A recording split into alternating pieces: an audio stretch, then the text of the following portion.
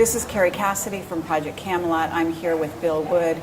He's going to be talking about his experiences as part of a special unit, a SEAL unit in Iraq and other places around the globe as part of the American military. Some of this testimony may be considered to be in violation of his national security oath, but we are going to be trying to stay within the parameters of that. And he is going to, first of all, speak on the subject of a disclaimer in regard to a project that he is using this for on a personal level. Hi, I just want to disclose to everybody that I am writing a fictional book about this interview and the things that I discuss in this interview. And the reason for this interview is for purposes of marketing that book. And that book, of course, is fictional. Okay, great. And so at this point, we are going to start in the beginning, and I'd like you to talk about why you came and contacted me and what group or groups you, in a certain sense, represent, if you want to use it sort of loosely in that term. Okay. Basically, I don't really have any group that I represent. However, there are many, many people, both former and current military, that have a huge amount of concern over what the members of the military know to be what's really going on in the Middle East and places that we are occupying currently outside of this country. Those concerns have grown more and more throughout the years, and it's to the point where a lot of these current and former military members speak. The best description of these military members would be oath keepers. And an oath keeper is somebody who basically focuses primarily on the oath that they took when they joined the service, and not so much what they're ordered to be to keep secret or to tell as secret, as opposed to what is in the best interest of the Constitution and the country. Okay. Let's say also that there's a purpose behind this that has to do with the NDA. The main purpose for this interview was the enactment of the National Defense Authorization Act.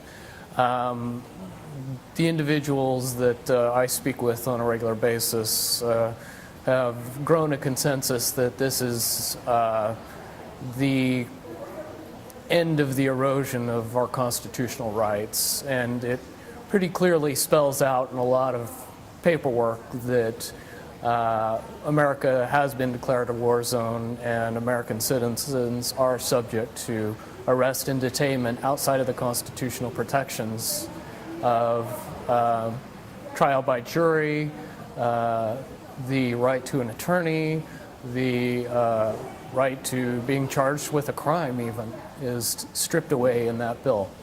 I don't believe most of the American public has been properly informed via the media, so we're trying to get the message out and get some support in the fact that we cannot continue to allow the progressive erosion of the constitutional rights and expect to have our rights ever be taken seriously at some point. Okay, so at this point, Bill, when you approached me, I really had no idea what this was going to be about, and it was quite surprising that you had the kind of disclosures that you have and some of the background that you have. So what I'd like to do is go back through your testimony, because at the time I didn't have a camera, and I do want to say that we're in a public place here, but we are forced to be in this kind of a public place for a number of reasons that I can't explain on camera, but take it from me, there's a purpose for this.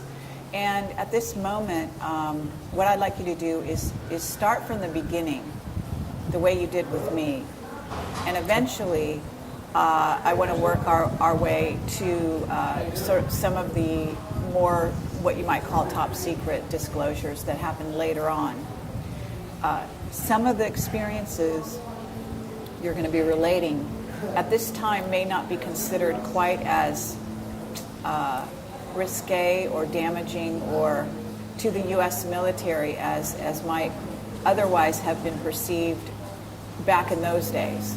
Back in those days, you had a very special clearance, and so I would like you to talk as much about that clearance in setting up, setting the stage for the story as possible.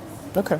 So in June of '91, I joined the U.S. Navy, and I was less than a year into my Navy experience in training in Fire Controlman A School when I was approached to take part in a special team.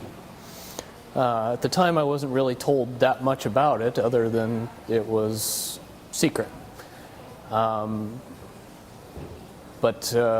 from my background and my family involvement in the military, I was excited to take the opportunity. Shortly after that, I was reassigned to San Diego, California, and was assigned to a ship that was being built. So that gave me a lot of time to go to schools, which that comes in handy at this point, because very quickly after that, I was taken to this special training school and found out the details of which were the basic sense is that I would be controlling Tomahawk cruise missiles and using specialized equipment that nobody really knew about in order to fly those missiles from when they come over the horizon to line of sight of the target, and to drive the missile directly into the target and be able to verify prior to the targeting of any kind of building or designation that it is the target that we are looking for, and then it is approached, and the Tomahawk missiles are used against it effectively, and then we also do bomb damage assessment after that.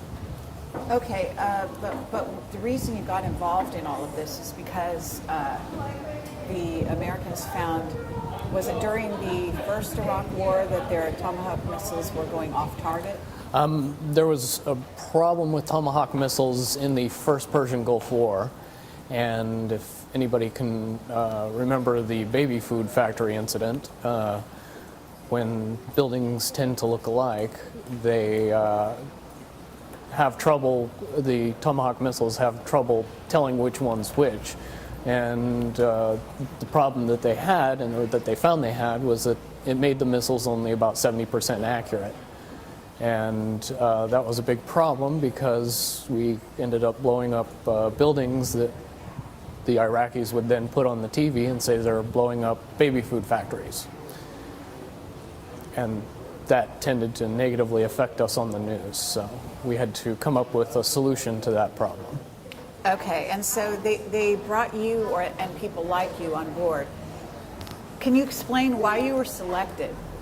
The primary reason I was selected was A, because of my background. I came from a military family, and B, because of my qualifying scores during training. I found out later that they selected the people who knew absolutely everything about everything and were very good at taking tests and very good at solving problems, which is what it eventually came down to. It was after that that I found out that I not only scored very high on the test, I got a perfect score on the test, which is one of the main reasons I was approached, and the others in my group were approached. Okay, so what kind of a test was it, though? Does it test your intelligence? Does it test your, I don't know, is there a physical test as well? The original test was the ASVAB test, and that is just a standard military test that tests many aspects of how intelligent you are, how you process problem solving, how you approach different situations, and ultimately how much knowledge you have on many, many diverse subjects. When it comes down to it, it's a overblown IQ test and relates mostly to your cognitive reasoning skills. All right. And was there a physical test as well? No, physical testing wasn't necessary for this project. Intelligence was more important. They later proved that the physical portion they could fix. The making somebody smarter, very difficult to do. Okay. Right here, I know that this is kind of going way ahead, but at a certain point you were trained and selected also, you found out later, because of your psychic ability. Is that right? I guess the proper term would be potential. Everybody possesses a certain amount of inherent ability towards upper level thinking. It really matters as to how prone they are to being able to effectively use it and not let lies get in the way. Okay, and so you were trained in a very special place to enhance those skills, is that right?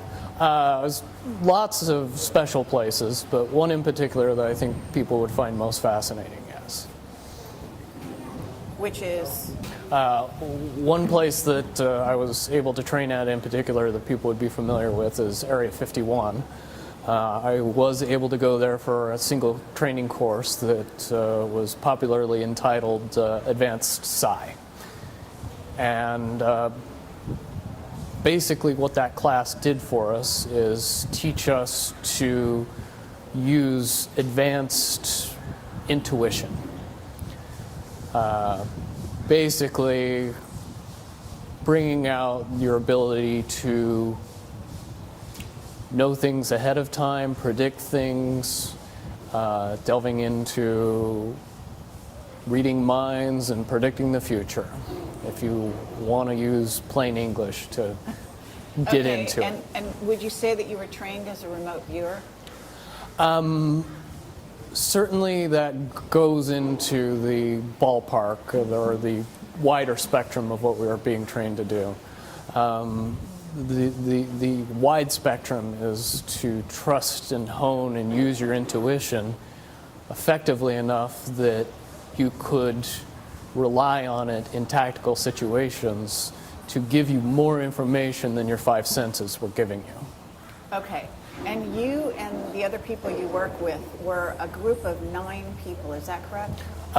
We were a group of more than 9, but it was 9 people that operated. We had officers and senior enlisted that helped us and a support staff, but essentially it was 9 people that were trained to do the job. Yes. Okay, and is that 9 people to go into the field? Yes. Okay. And so you went to school, and then what happened? At what point did you start to be deployed, or what was the trajectory? In 92, at the end of 92, we started to be deployed on missions. The basic overview of a mission would be to get to a target, usually by some extraordinary means of jumping out of an airplane or walking further than most people would imagine, getting within the line of sight of a target, setting up electronic equipment that would allow us to control the cruise missile via line of sight, wait for the missile to come inbound, sync up with the bird as it was in flight, and then use regular airplane type controls on the box or the targeter that, for what people know today, would be essentially flying a Tomahawk missile just like an operator would fly a regular drone aircraft nowadays. In my description, I would say the Tomahawk missiles were the first generation of drone aircraft. Okay. So did you have to have computer skills, special computer skills to operate something like this? We were highly trained in advanced electronics, optics, electromagnetic devices, motors, synchro servos, and also radar and laser energy. Okay, could you repeat that last line? The whole thing? Okay. We were highly trained in advanced electronics. We also did a special amount of work with optics, with electromagnetic devices, motors, servos, synchros, and a lot of information about radar and laser systems. Okay. And so far, have we violated any kind of a security oath? Not yet. Okay. No, I'm just going to ask you that periodically, just so that we can sort of monitor that situation. Because we don't want to endanger lives any more than necessary here. You know, both of us are adults and know what we're getting involved in here. So at that point, you must have been deployed to a ship, right? We were deployed. I was deployed on several ships during my career, but on this particular occasion, yes, I was deployed to a Arleigh Burke-class destroyer. Okay, and where was this based? It was based out of originally San Diego and then later moved to Japan. Okay. And so from this point, you were, can you describe the team you worked with briefly, and then how you were sent out on missions and where specifically the problems began? Originally, we were deployed to missions throughout the Middle East in various countries. The one that mainly I spent time in was Iraq, and that area of the Middle East. To most people's understanding, I think everybody thinks that the Gulf War ended shortly after it began in 1991. However, I do have personal experiences that would say that the level of occupation and level of violence that the American military perpetrated between 1992 and 2000 would be surprising to most people, I believe. Right. So at this point, you were deployed with a team on these missions, is that right? Right. Basically, the designation that we had was SEAL Team 9. Now, if you do all of your research, you find out SEAL Team 9 doesn't exist. That's okay. Until recently, SEAL Team 6 also had the same level of security and also didn't exist until shortly after we killed bin Laden. And then a couple of months after that, a helicopter was blown up, and then SEAL Team 6 really didn't exist. Okay, and they didn't actually kill bin Laden on that foray, so to speak, either. Based on the information that I had during the time that I was in the military, I do not believe Osama bin Laden was alive in 2011 when he was reported killed. Okay. So you were deployed on missions, and you were a group of 3, is that right? Yes, we were actually 3 groups of 3. We went out in 3-man teams. Basically, we were all trained to do each other's jobs, but we tended to do our individual jobs mostly. We had a team leader who was a first-class petty officer. We also had another member of our team who tended to concentrate mostly on weapons and protecting everybody while I was doing my job mostly. And then I ended up running the equipment most often and flying the Tomahawk missiles and the air surveillance drones that we would use to also cover our butts when we were moving around. Okay, so you were targeting the missile, in other words? Yes. Okay. From when I started operating in about 1992 to about 1995, most of the missions that we were performing seemed military targets and above board and worthwhile for the level of effort that we were putting into it. Although we were not at war. Although we were not at war, we were going after viable quote-unquote targets, or things that at least seemed viable from the outside. Okay, but they were so in a sense, I mean, if we're not at war, for us to be sending a Tomahawk missile to bomb even a military installation in another country is technically an act of war, is it not? It's very much an act of war and completely violates UN rules and regulations. Yes. Okay, and so you were doing this on a regular basis Yes. as part of a top secret group. Correct. Okay, are you able to describe what kind of clearance you had?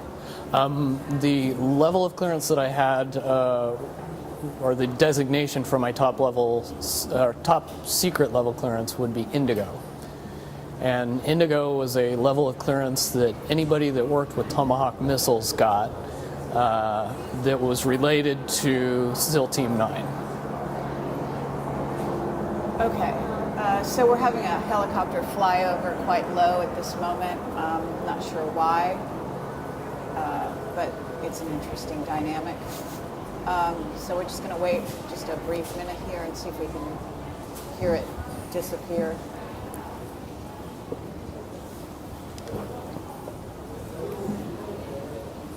Okay, so at this point you were doing targets, and you were doing them in what countries? Throughout the Middle East. Do you want to name some of those countries? Some of the big ones that everybody would recognize: Saudi Arabia, Iraq, Afghanistan, one or two in Iran, Yemen, Syria, Okay. Libya. Those are the ones that people would be most appreciate knowing about. And would this be termed asymmetrical warfare? Very much so, based on the fact that the level of industrial revolution complex material that we were using against these countries, they had nothing that could counteract it or prevent it.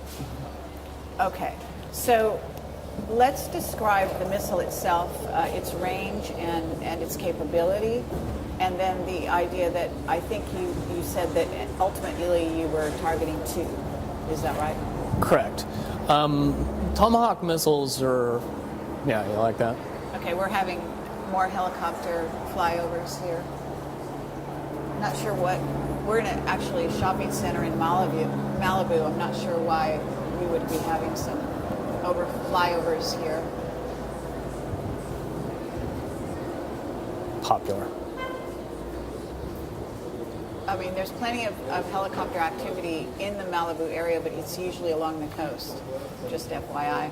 Okay, so moving right along, the capability of the missile itself. How Tomahawk missiles work, they're normally sea-based launch missiles. The primary launch platform was either a Los Angeles class fast attack submarine or an Arleigh Burke class destroyer. There's certainly other ships in the Navy's arsenal that can launch those missiles, but that wasn't their primary purpose. Once a missile was launched from a ship, it would go along pre-programmed waypoints until it got close to the target, and then it would use a combination of radar, lasers, and terrain mapping to snake its way through the land masses until it got within the line of sight of a target. The official version of what a Tomahawk missile would do at that point was compare a picture of the target to a picture that it has in its database and designate itself upon that target based on what was inputted up to it shortly before it was launched.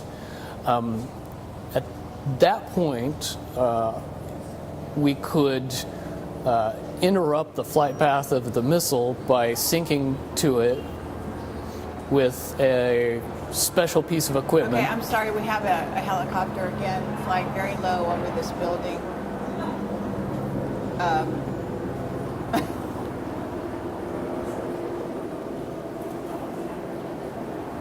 I mean, if this continues, we'll probably have to move on to some other location. That's fine. I can't for the life of me imagine why it keeps going over and over. No. Okay. Okay. Just back up a tiny bit. Okay. Once the So you say that there was an official version of the targeting, right? Of how it targets, and then there's an unofficial version that you were involved in. Is that correct? correct, and the way that I got involved in the launch of a Tomahawk missile was with a special piece of equipment that we had with us. We could get in between line of sight of the missile and the target and sync up with the missile and control it remotely from that piece of equipment. And basically, the only thing that does is control it just like everybody would understand how a drone is controlled by a pilot that's stationed in Las Vegas when the drone is in the Middle East. Okay, so, but you actually did seem to go on location. Correct. We had to be on location because back then the only way to exchange information fast enough with the missile system would be to be within line of sight of it. Of the target? Of the missile and the target. And the target. Okay, interesting. So you did need protection, obviously being somewhere in the vicinity of the target, is that correct? Correct. And that's where all that cool advanced training came in. Experts at counter detection and counter surveillance certainly aided in our cause, as well as... Okay, we have another helicopter going. This one's different though. Yeah, isn't it? Not the same one. Not the same. Okay, so, but at this point we haven't really answered the question as to the capability of the missile itself. Capabilities of the missiles could be altered quite a bit. They do have the bomb load capacity of 1,000 pounds. There was generally two types of Tomahawk missiles, one that would carry cluster bombs and a main explosive charge, and then the other missiles would just carry an explosive charge. Generally, I would deal with both kinds of missiles. However, the bomblets or the cluster bombs would have been dropped prior to me ever seeing the missile. That would have been done remotely, usually. By someone else? By the missile itself on a pre-programmed path. Cluster bombs usually are anti-personnel or small, soft targets. When we were designating targets, we were usually going after buildings. Okay, interesting. So you also talked about the cost of each missile. That was one of the things that we always questioned. They were amazingly expensive, $1.2 million each. And okay, let's just say that the one unclassified thing that I can talk about Tomahawk missiles is to encourage everybody to get online and figure out how many were used between 1992 and 2000 and see if those numbers ring true with the fact that we weren't at war. Okay, very good point. Well, let me ask you that question. Do you have any idea of the numbers? Hundreds, probably pushing into the thousands. Okay, but you were sent out on missions, didn't you say every month? So once a month you would be doing what is in essence a bombing mission? On average, and that I'm just one of 3 teams as well. So would you say that all 3 teams were sent out at least once a month? Though we were highly compartmentalized and I wouldn't know, I can reasonably assume that we all did just as many missions, yes. Okay. Is this the sound of a helicopter still? Mm-hmm. Interesting. It's like hovering. Yes. Just right there. Okay. Do you feel threatened at all by that? No. but it only has to do with what I've been through, and not that I don't think your concerns are unreasonable. Oh, okay. Okay, interesting. Yeah. Well, I guess we're going to wait and see what happens here. We may actually have to move on. So at this juncture, what we haven't talked about, again, is the amount of damage that could be done by one missile. And then explain the notion that you used two after Right. a while, and when you started using two. The most important thing to know about Tomahawk missiles was the material that they used for their explosive. It was called Destex, and the easiest way to explain Destex is C4 that you need a lot less to cause the same amount of explosion. So 500 pounds of Destex would be the equivalent of 2,000 pounds of C4 Okay. in explosive. And because I don't potential. know anything about this, can you give me a radius? So if you targeted a building, what radius of damage would happen? The shock wave would destroy everything between 50 and 100 yards of the building. Okay. Loss of life would be almost complete at 100 yards. Oh, almost complete at what? 100 yards. Anybody from within the 100 yards epicenter. of the bomb would, the overpressure is. Okay. And what about further away than that? Beyond that is the potential for dying from anything from weak blood vessels in your brain to debris.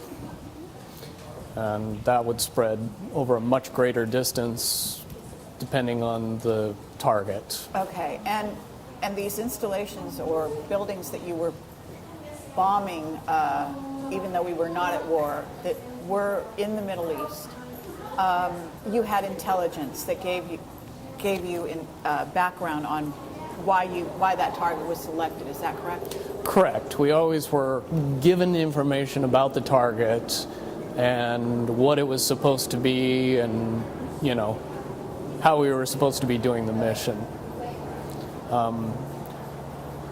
Later on, after we'd been doing it for several years, we tended to question that information based on the fact that we found that more often than not, the information was either kind of wrong all the way up to completely wrong.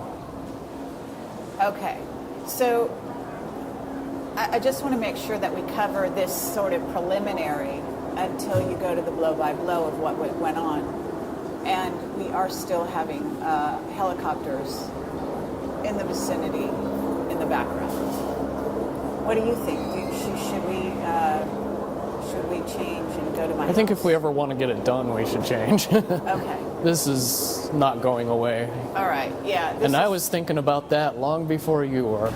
I'm Carrie Cassidy from Project Camelot, and I am here with Bill Wood. And we have had to move from our location where we were to a more private situation in order to take this testimony, because we have been overflown by repeated number of helicopters that simply did not want to go away, right? They were there long before the interview. Okay. But they made themselves very, very prominent during the interview, I have to say. So, and we will have kept that on this tape, and I plan to use that part, okay? But... I'm used to the attention. I'm sorry? I'm used to the attention. Oh, all right. Fine. Well, I'm not quite used to that degree of attention, let's put it that way. For me, this was something of an unusual situation. But at this moment, what I'd like to do is just maybe summarize what we've talked about before, because in case we do have any issues, having helicopters fly over is fine. It's a problem, of course, but if they're shooting an electronic pulse at the camera simultaneously, then the footage that we've already shot could have been affected. Mm-hmm. And what we have talked about has been excellent so far. What I'd like to do is recap it, okay, sort of in as short amount of time as you can. Mm-hmm. And what we're covering here is, the team that you were part of, the part of the service, the special training, and the capability of the Tomahawk. Okay. Basically, my military career was such that I was in the United States Navy from June of 1991 until June of 2001. In that time, I served in a special unit called SEAL Team 9. We were trained primarily to use us as an asset to control and handle Tomahawk missiles, cruise missiles, that were used inside the Persian Gulf region in the Middle East throughout the time frame of 1992 to 2000, to my knowledge. Those missiles were used in a capacity similar to what people would understand how drones are used today, both as intelligence gathering, but obviously the end game with Tomahawk missiles was to blow something up at the end of the flight. So that's what we would do over a secure link. We would get the equipment ready, wait for the Tomahawk missile to come inbound, sync up with the missile, and then control it through its terminal phase of flight. And then after detonation, we would do bomb damage assessment and then get out of the area quiet as ghosts. Tomahawk cruise missiles are usually sea-launched. So from that point on, you're in 1995 and you're still being called out. When you're not doing these assignments, these once a month assignments, you are on the ship doing other jobs? Yeah, we were perfectly capable of fixing regular radar weapons equipment and weapons platforms. I worked on one very specifically called Close-In Weapon System. I also worked with the Harpoon weapon system, the 5-inch gun weapon system, and the Aegis weapon system. So on an early Berg-class destroyer, I was qualified to take care of a lot of equipment, which came in handy. Okay, and so you were, and I guess did you enlist? Yes. Okay, so this was a choice. Yes, there was no draft at that point. Everybody that was in the military was there of their free choosing. Okay, and I know this is slightly a digression, but you chose the military. Why? I come from a military family. My uncle was a command master chief in the Navy and retired after 30 years. I believe he made it up as high as somewhere between the third and the fifth highest ranking enlisted person in the Navy while he was there. And when I was very young, I got to ride on the USS Missouri when it was recommissioned. And I was pretty addicted after that. Okay. That being a ship? Yes, it was one of the 8 battleships that were recommissioned shortly before the first Gulf War. Okay. And did you have other members of the family that were also in the military, or just your uncle? My brother was in the military, the U.S. Navy at the same time I was, and a cousin, my uncle's son, was in the Navy also at the same time that I was. But not your father? Not my father, no. Okay.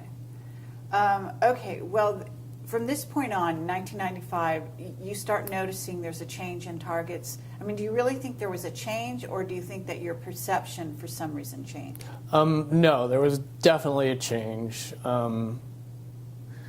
When you couple the seemingly insignificant aspects of the targets and evolve that with the amount of overkill that we were using when we would use these small buildings as targets, it would be what I would term as a massive amount of overkill. And it was when that started happening that we began to ask questions about, is the intelligence correct? Are we getting the right information? Why are we going after these, tiny targets with massive amounts of ordnance? Okay, and in many cases, it sounds like you didn't work in cities, as I think we talked about. You seem to be on the fringes in the country, and what you're talking about are really small villages. Really. Small villages, out-of-the-way places. In that part of the world, that's how most of the rural population lives. Large cities tend to be, relatively obscure in any part of the country except for maybe the capital. Okay. So at this point, it's 1995. What happens is there any incident that specifically happens? It progresses up to April of '97 when we were out on a mission, and like I was telling you about the dual Tomahawk missiles, normally it wasn't a big deal. They would come in right behind each other. It would be boom, boom, and there wouldn't be many issues. But in April of '97, I had an incident where the second missile came in 5 minutes late.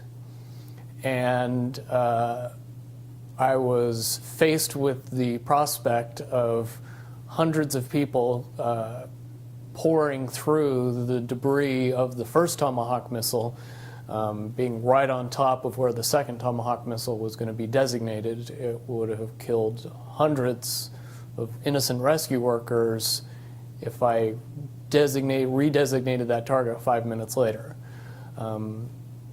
I had an aspect of conscience that made it so I chose not to detonate the second missile on top of those rescue workers, and that was against standing orders and got me in a lot of trouble.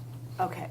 So, but can you describe it in a little more, fill in the blanks, for the people that are listening, because this was a village in northern Iraq, was it not? Correct. And then also describe, maybe a little bit more blow by blow that incident and what you did with the missile. When the first detonation went off, it took out a small two-story building.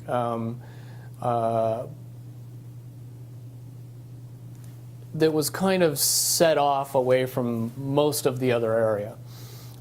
When the missile did detonate, a huge number of people from the surrounding village came in to go through the debris and find any survivors and help people that were injured, because there was a large amount of collateral damage in and around the building as well. Smaller buildings, homes were knocked over or torn to bits, and there was a lot of injured people. So, and what you were saying was that the impulse of the townspeople when any building is targeted is afterwards is to rush in to sort of deal with the wounded or Correct. Handle the situation, right? And yes, and that was normal for my experiences to see people go in after the detonation and do what they could to help the people that were inside or the people that were hurt outside. Okay, and so at that point, what happened? At that point, I made the decision not to detonate the Tomahawk on its designated target, and I flew it safely off into a mountain and detonated it there where it didn't hurt anybody. Okay, and what people need to understand is that you were completely in charge of the controls at that point, right? Yes. So it wasn't the other two people that you're working with that necessarily agreed with that decision. This was your own decision? This was my own decision, and there was nothing that the other two people could have done to make it happen, because there was just no time in between when they realized something was up and then the missile was destroyed instantly after that. Okay. Certainly they realized afterwards what I'd done, and that it wasn't going to go good when we got home. All right. And at this point, you were in northern Iraq? Yes. And how far away from the place of detonation, so to speak, were you? That time we were probably 2 miles away. Uh-huh. But you had line of sight, as you Yes. call it. We always tried to get up as high as possible and extend line of sight as far as we could. Didn't need to get close, so we tried not to. Okay. And as far as that goes, what do you use for line of sight, just out of curiosity? Were you using some specialized equipment in order to see the target area? The box, as we called it, would use a narrowband microwave frequency that was encrypted to sync up with the missile when it came into line of sight. The reason we would use that type of communication is because it was hard to interrupt or jam. Okay, but so your visual was good. Is that what you're saying? Well, we would have visual of the target, but I would also have visual of the target via the camera in the Tomahawk. So I see. I could So you fly were it via the actually- camera. Oh, really? So Yeah. you actually were riding, in a sense, riding along with the missile when it went to its target? Yeah. Wow. The fact that there's cameras in Tomahawk missiles was ultra top secret. And then I happened to notice when we were launching Tomahawks on Libya just last year that they showed the camera picture from the Tomahawk, and I just wondered if most people knew how many things they saw on TV that 10 years ago were ultra top secret. Okay. Yeah, well, no, I think that that's important for people to realize, is that what's happening right now is that we have an asymmetrical war being conducted just as it was back then. The difference, I think, is that some of these incidents do get reported in the news. We do hear about the U.S., for example, attacking in areas of Pakistan, areas of Syria, from what I understand, Yep. periodically, right? Yes, and a lot of that information doesn't come from journalists or news reporters. It comes from assets that I would say are doing what they can to fight for the country, even though they work for the military. Okay, okay. To trying to get the word out as to what our government is actually up I to. believe the proper term is whistleblowers. Okay. Hee-rah, or as they say, whatever. So what happened? Okay, so this happened, and then what happened when you returned? Or what was the trajectory? Nothing per se happened when I returned, but a month after that incident, I found myself facing general court-martial for unrelated charges. Okay, so you literally went back to base and there was no repercussions? No one said, what did you do with the other missile? Why did you fly it off target? None of that happened? During debrief, I mean, there was some very upset people, and why did you do, and many conversations with many different people about saying exactly what I said to the person before them, but I was adamant that it was a mission gone bad and I wasn't going to kill a whole bunch of rescue workers, and I thought it was left at that. So you continued to be called on assignments after that, right? You and your team. I didn't go on another mission before I was facing court-martial, no. And what was the period of time between those two things? It was a month or less. Oh, so you immediately were, it's pretty much, I mean, 1 month of downtime, and then you were called into court-martial. Okay, and that was for what? That was for what they said was child rape, which it definitely was not true. Okay, so basically you're based on a boat, ship, from 1992 until this time, which was 97? Yes, I was based on a ship, but realized we weren't always on the ship and we weren't always in the Persian Gulf.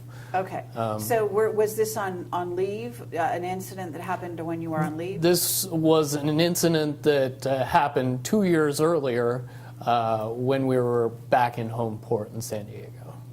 Okay, and just to summarize that quickly, the situation was what? The situation, what actually happened was I found myself in a situation where I was having consensual sex with a 16-year-old girl when I was 25 years old. Not what they characterized it in my court-martial as. Okay, so she was 16, but you thought, but even that was underage, or I don't even know what the laws are. Well, the laws in California at the time were that 16 and 17-year-olds could consent. That law has since changed. Now it's a misdemeanor for 16 and 17-year-olds to have sex with people over the age of 18, which is why I didn't get charged in the civilian community. I was charged via court-martial. Okay, so they went back 2 years prior and charged you, and did you know why? You basically put two and two together and figured that they were targeting you somehow.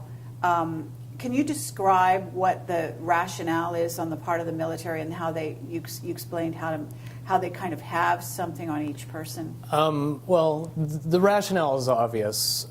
If the military has something that they can use against you, which in my particular case was obvious, they can not only use the situation, but blow it completely out of proportion.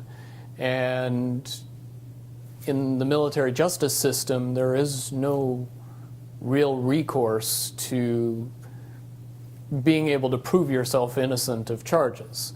More typically, you're found guilty long before you ever make it into your court-martial. You don't have the right of a jury of your peers. Your jury consists of military personnel that are senior to you in rank and that have an overwhelming desire to protect their career over what they decide in your court-martial.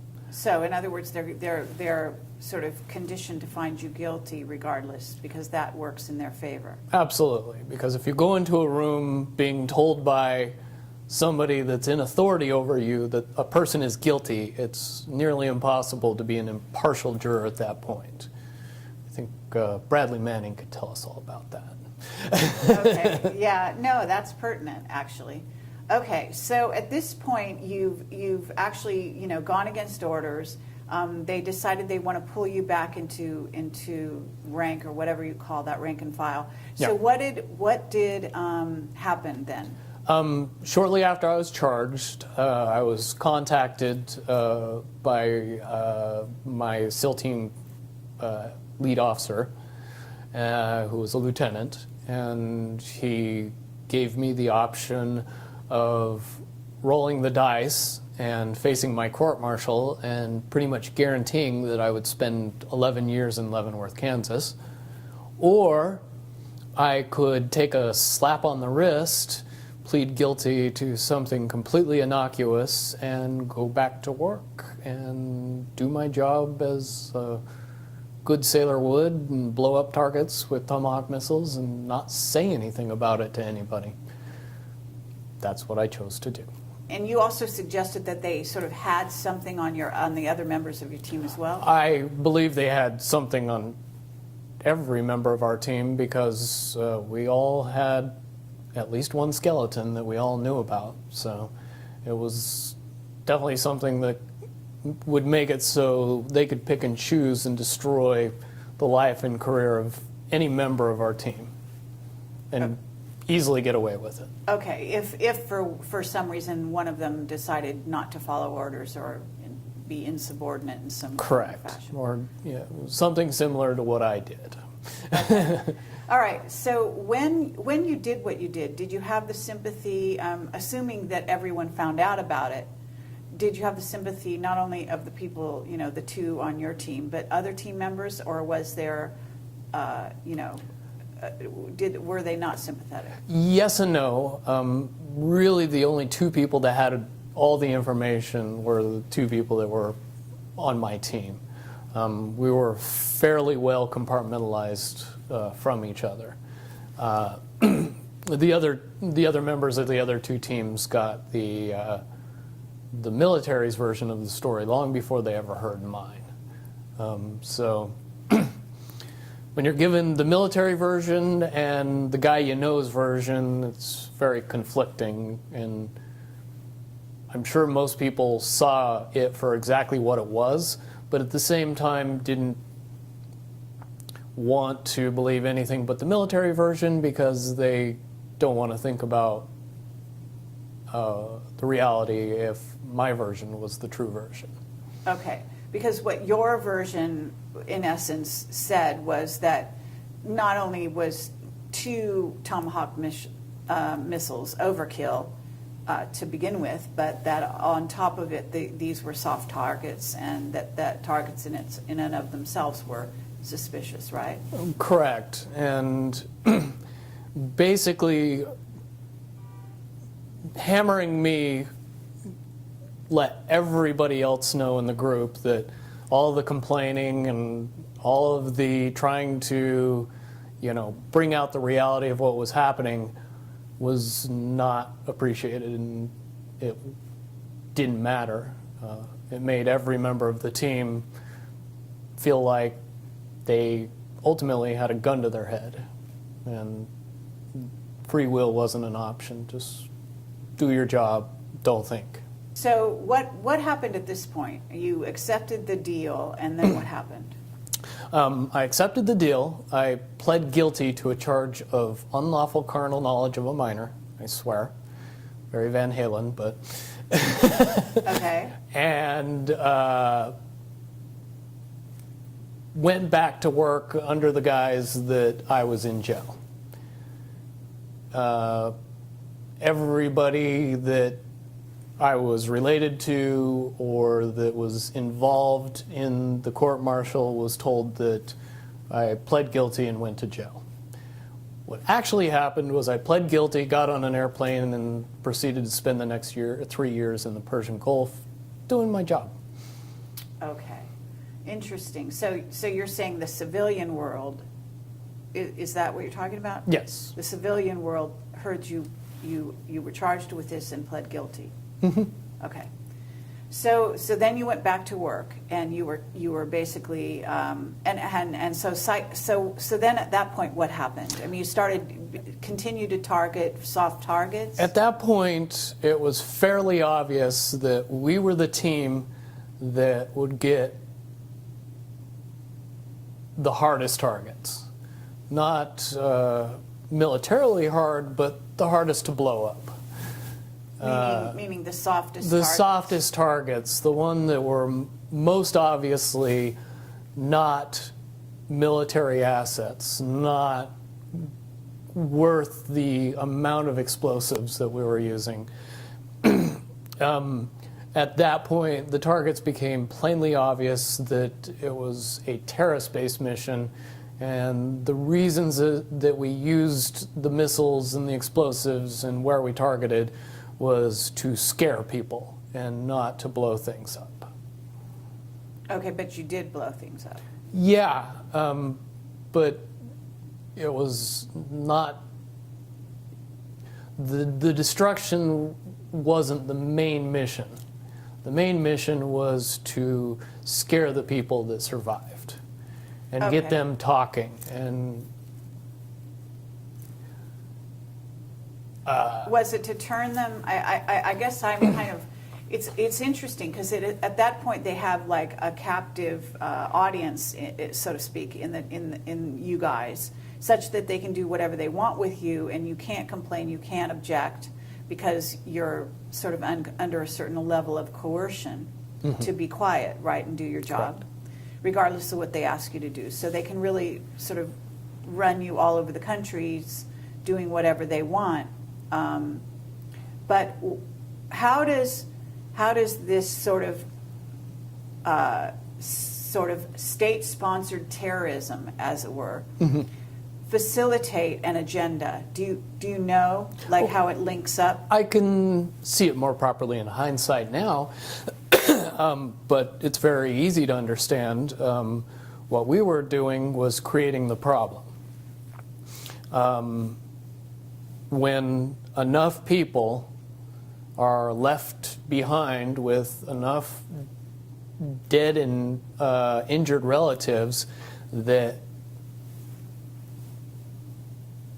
strapping a bomb on themselves and doing a suicide mission seems very reasonable.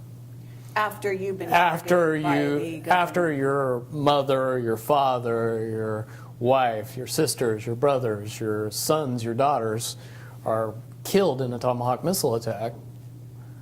Which they knew would be an American attack, right? They knew better than anybody that they were American missile attacks. Okay. Most Iraqis were well aware of Tomahawk missiles, what they did, how they did it, and more importantly, how many people they killed. Okay. It was a big deal to them. They didn't like that terrorism. So in a sense, it was homegrown terrorism being bred out of these incidents. That Correct. The U.S. was actually creating the problem, as you rightly said. Correct. That also coupled with our occupation of bases in Saudi Arabia. Plenty of people in Saudi Arabia were very, very unhappy about us being there long after the first Gulf War. This is 1997. You've been called back on duty. And you said for the next 3 years you're given targets that are highly suspicious, and basically we are creating terrorists that will sort of facilitate the so-called war on terror by actually manifesting that ourselves. Correct. I can unequivocally say that the targets that we were given and the way we were used was solely for the purpose of creating massive amounts of fear in the general public of northern Iraq, and rumors and stories of which filtered all throughout the Middle East. Definitely in 1998, I would say that the average Middle Eastern person knew for sure that the U.S. military was targeting civilians under the guise of combating terrorism. At that point, your sort of mental state must not have been great, right? No, I was very distant and dark. I was only able to deal with the fact that I had to do what I did because I knew that the consequences would just put me in jail. Would you say that that was true of the other team members as well, or? Certainly, everybody was well aware of my situation after that, and my situation coupled with the targets and the evolution of what we were doing as far as warfare was plainly obvious to everybody that was performing missions. Okay.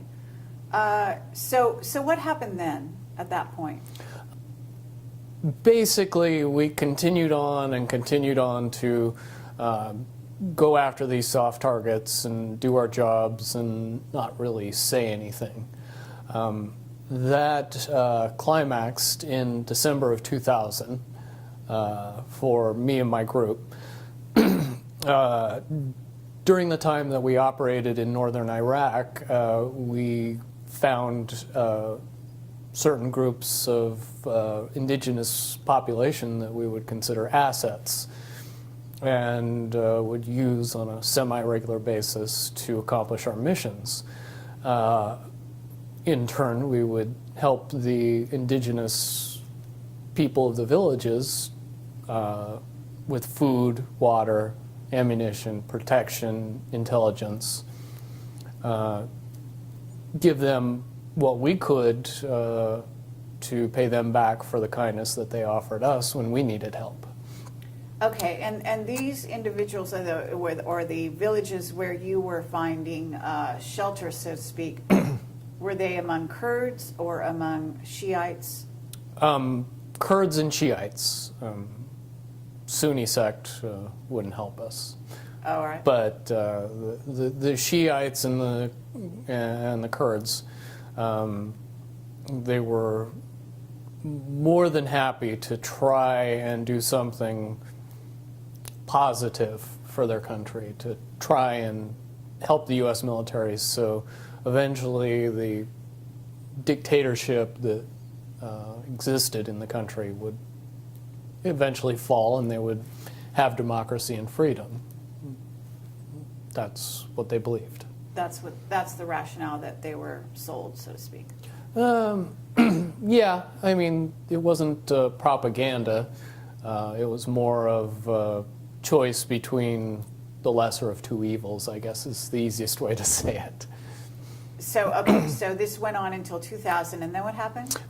In December of 2000, we came back to a village that we were using as an asset. And on the mission before this one, we had gotten intelligence from the village elder that described an imminent attack on U.S. soil that involved pilots.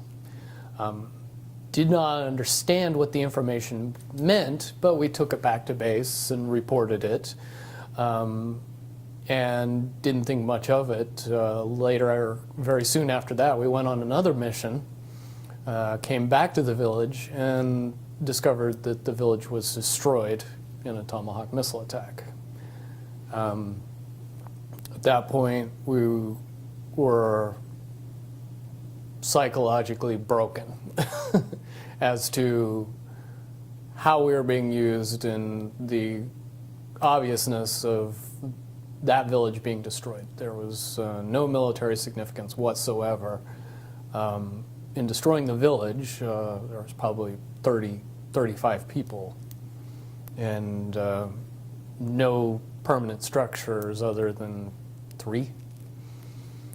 And Initially, and so before it was destroyed, these Right. people lived very simple lives. They were very nomadic and detached, and there would be no reason whatsoever to bomb that particular target unless the information that we obtained was significant.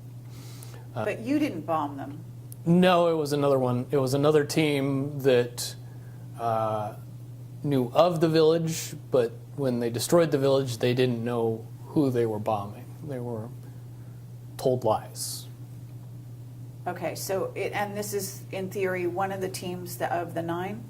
It was one of the other teams in SEAL Team 9, and I know which team it was. When we got back home from the mission, and I actually got into a violent altercation with the person on that team that does the job that I do for my team. And it sent shockwaves through the 9s. It really fractured things and tore us apart. In my estimation, it was probably either the end of the end or the beginning of the end of the SEAL Team 9 program and its mission. Certainly at that time, we were seeing the evolution of drones come online, and more often we were being assigned drones as assets, so we were aware of them and their capabilities on missions. And shortly after that, drones became weapons-based platforms, and they started using the much more humane Hellfire missile to accomplish the goals that we were accomplishing with Tomahawk missile attacks. When you say much more humane, are you joking? Tongue-in-cheek, Hellfire missile has a 25-pound warhead. Tomahawk missile has 250-pound warhead. Yes, a drone can minimize collateral damage. However, we are where we are today, and we know that there's lots of collateral damage with drone-based missile attacks. Okay. Yeah, I didn't even realize that drones were military, equipped to, I thought they were simply surveillance. Most people don't. Not one of those well-advertised things that our media keeps us up on. Right. Okay, so at this point you basically had what you call an altercation with the individual who bombed this group of people who had been giving you guys shelter, who in a sense, it was almost like, I don't know if it's like a shelter or a home base for you guys, this small village, right? So the village is destroyed. It wasn't a home base, it was it was an asset that we used in a military sense, but at the same time, we developed an emotional connection to the people of the village. We knew who they were. We knew what they were about. We knew the basicness of their living and how they went about. And destroying that village and killing all those people was unnecessary and sad. Okay. So at this point, what happened within your sort of when you attacked the person, did you almost kill them? Yeah, I got into a fight with them. Did go overboard, and the physical violence was enough to put him in the hospital and threaten his life. I'm pretty sure the only reason I was able to do that level of damage is because that person didn't fight back. Certainly we're evenly matched as far as hand-to-hand weapons combat at any other given time. The fact that I almost killed him doesn't seem possible unless he felt guilty and just didn't fight back. Okay. So at that point, what happened? At that point, it was pretty obvious to the powers that be that I was never going to be able to be used in the capacity that I was being used anymore. I was never going to be able to designate missile attacks and kill people. So I was taken out of service and put in a psychological hospital for 6 months. I spent most of my time in a drug-induced haze/coma, experiencing wild hallucinations, paranoia, and treatment programs that focused my mind solely on fear and distorted reality and believing in a bunch of things that were only manifesting themselves because of the drugs, the hallucinogens, the psychotropics.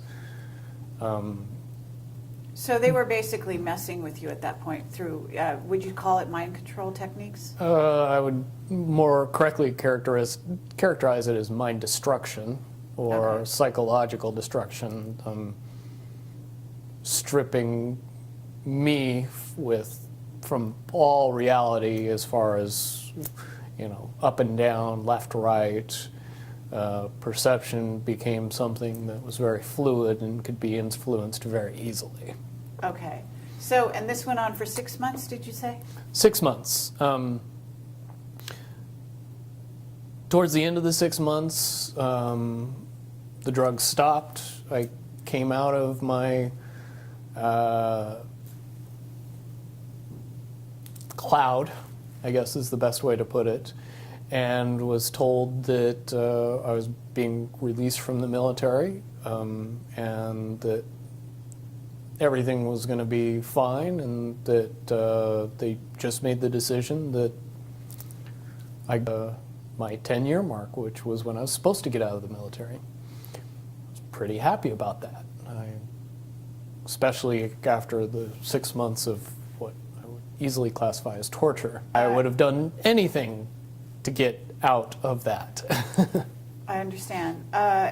Would you say, though, that, and you alluded to this off camera, the coincidence is a bit sort of mind-bending, if you will, that you actually got out on your supposed planned release date? Correct. Had none of these other altercations, et cetera, happened along the way? According to my court-martial, I should have spent 11 years in prison. According to paperwork that I have, I spent exactly 3 years and 1 month in prison and got out at exactly the time I would have gotten out if I would have otherwise been discharged.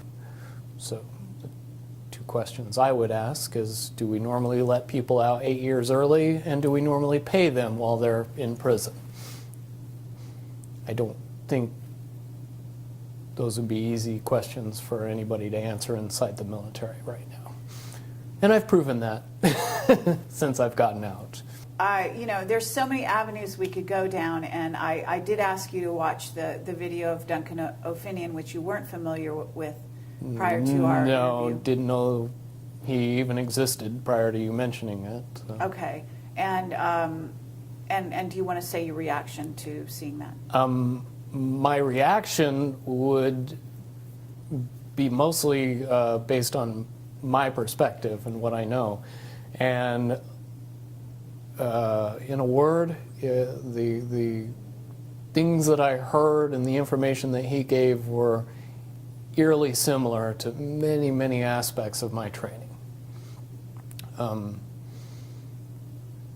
It was quite spooky, the things that he went through and the things that I went through, how strangely they coincided. And I understand completely why you would bring it up, because they are, for all intents and purposes, parallel paths that we both experienced on some level.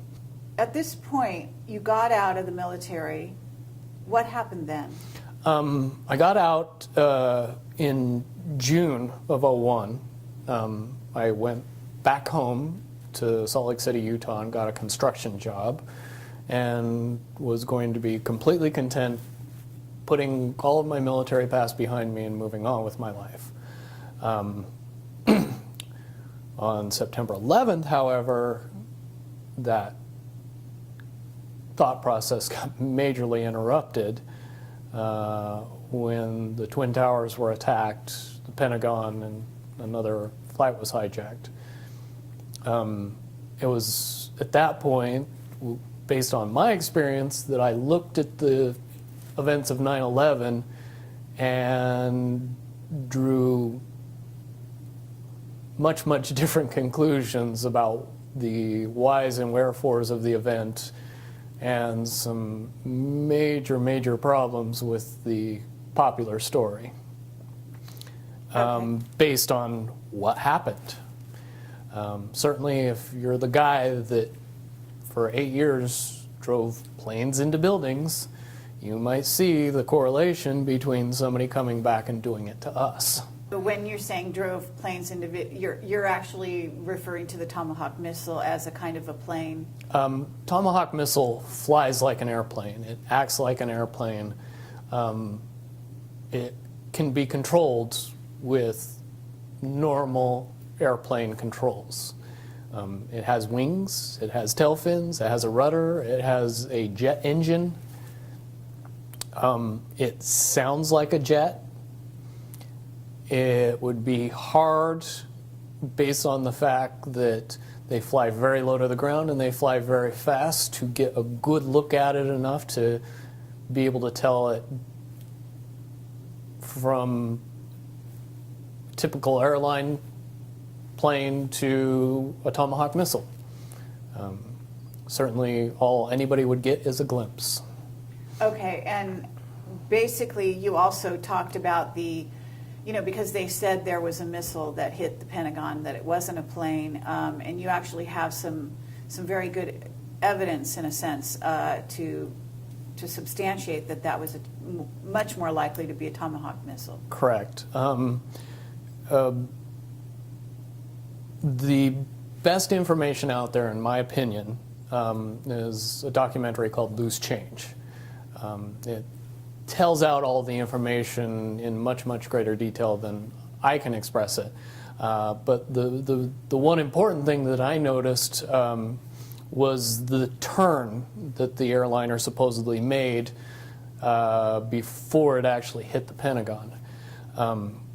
That turn would be almost impossible to make with a 757.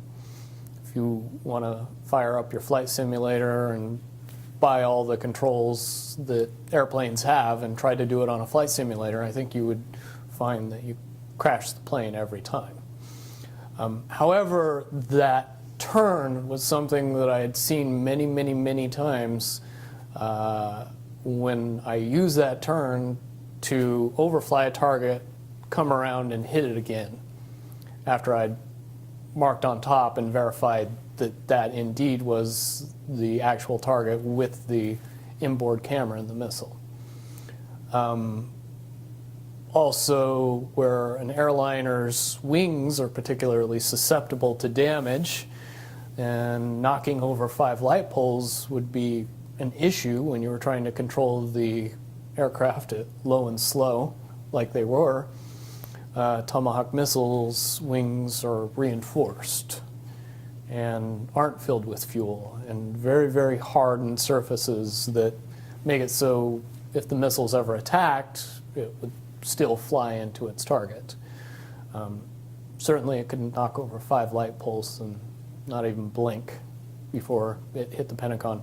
The other eerie part about the whole situation is that it hit the Pentagon at the one area of the Pentagon that had just received a reinforcement or an upgrade that made it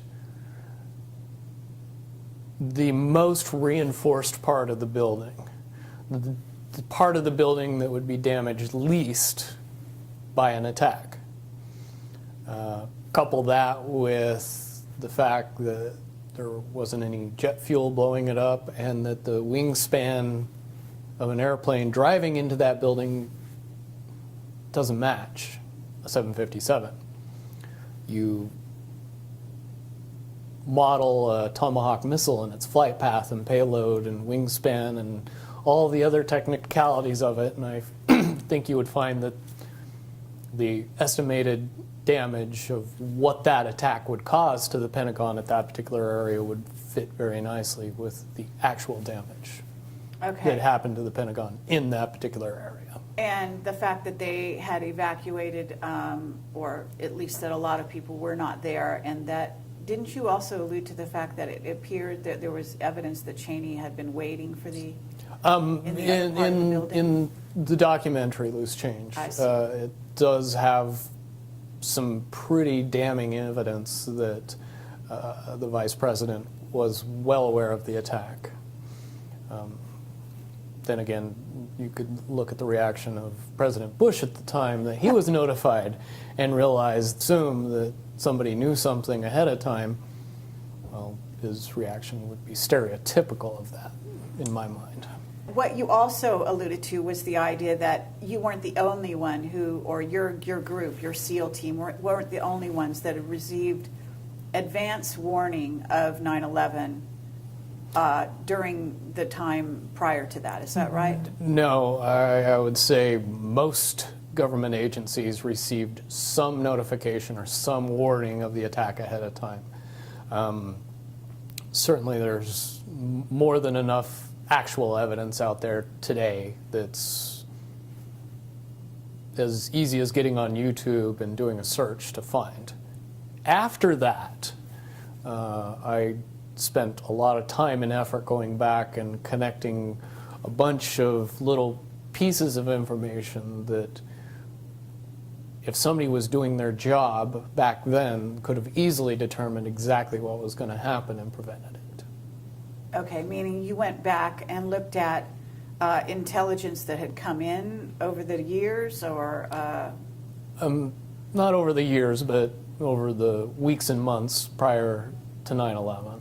Okay.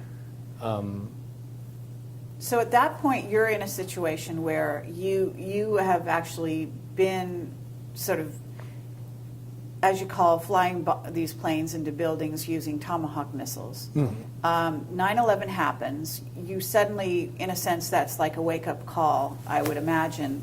Oh, it was a huge wake-up call, because now I knew what the incident involving pilots was all about. And if I knew about it, who else knew? Who else should have known? Lots and lots of questions came into my mind very quickly. And also watching the demolition of Building 1, 2, and 7, based on the fact that I've seen a lot of buildings blown up. And I've seen a lot of buildings demolitioned on purpose.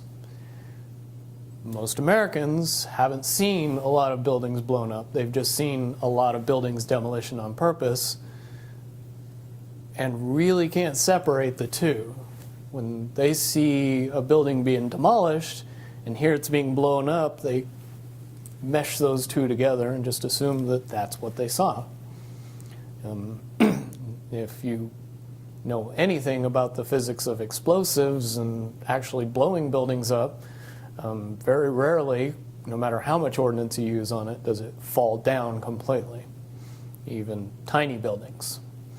But what I saw on that day was buildings falling down as if they had no structural support anywhere throughout the building. In other words, a demolition. The only way that can happen is if all of the support throughout the building is removed specifically on time and on purpose. Certainly if Tower 1 and 2 fell down the way from the destruction that they said that it fell down from, the top of the building would fall down, and then it would slow down because it was meeting the resistance of the structure below it. That never occurred. It fell straight through the building all the way to the ground with very little in the way to stop it. Again, any demolitions expert could tell you beyond a shadow of a doubt that that's absolutely impossible.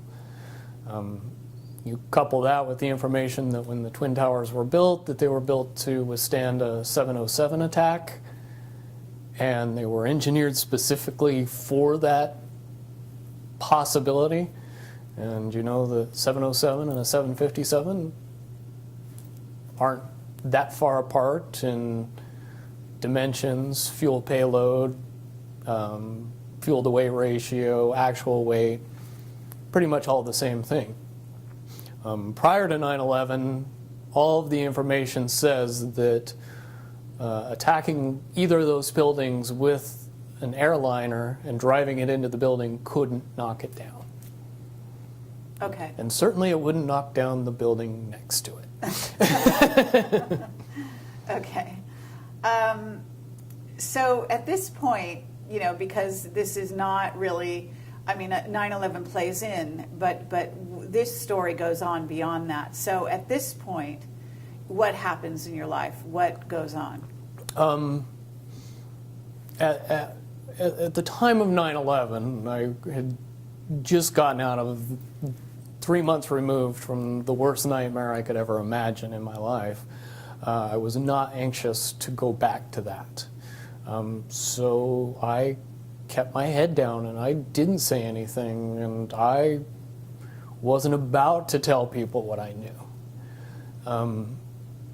Things had to evolve more and more out of control, and eventually they did, to the point where, you know, I was hearing that Iraq possessed weapons of mass destruction, which I knew couldn't be possible based on the fact that we had blown everything up that could even be remotely classified as a weapon of mass destruction. The country was not capable of sustaining a weapons of mass destruction program based on the amount of devastation that we had been pouring on it for the past decade. And so I knew something was up after that. The enactment of the Patriot Act further solidified my problem-solution beliefs on what happened with 9/11. Ergo, we created a problem and then were given the solution. And we never really questioned that solution. Never were really told that, yeah, but they attacked us because we had been attacking them for the past decade. Okay, well, the understanding, though, is that they actually didn't attack us, that this was an inside job on top of all of that. So certainly, if a Tomahawk missile hit the Pentagon, I do have some questions about what happened to the airliner that was supposed to have hit the Pentagon, and also the one that crashed in Pennsylvania. right, supposedly. Doesn't look to me like the crater of a full-size airliner. Looks something more akin to what it would look like if I popped a cruise missile over, did an Emblem turn, and drove it straight into the ground. Okay. If you know those little wing marks that everybody sees in the middle of that bomb crater, don't have any charring around them. And if those were the wing marks of an airliner, those wings would have been full of fuel, they would have had engines on them, and they definitely would have burned.